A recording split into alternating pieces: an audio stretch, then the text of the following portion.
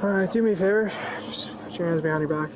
In this body camera video, 29-year-old Damon Smith is being arrested. It's after Flagler County deputies say a father caught him spying on his 14-year-old daughter in Palm Coast. The mother, who didn't want her face on camera, says the peeping started the night before. My cat started to get a little squirrely, so I peeked out and I saw a huge silhouette with bright white shoes.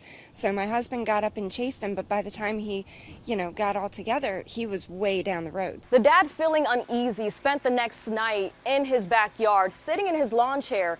He had a drink in one hand and this bat in the other.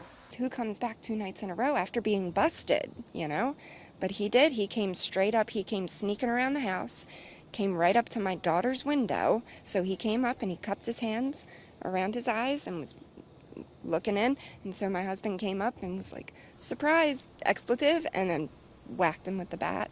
And then he ran. A neighbor's Ring camera caught the dad chasing Smith. When you look closely, you'll see 2 people running from the family's home. Call the cops! Call the cops!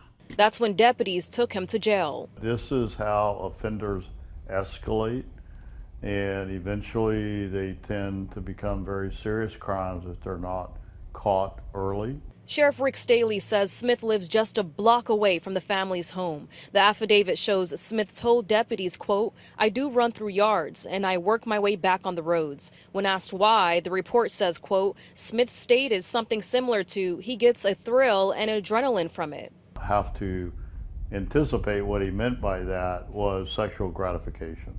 And that's usually what peeping toms are, especially when they're looking into young children or even adults. Always be aware of your surroundings, be aware of what's going on. Smith is charged with loitering, voyeurism, and aggravated stalking of a person under 16.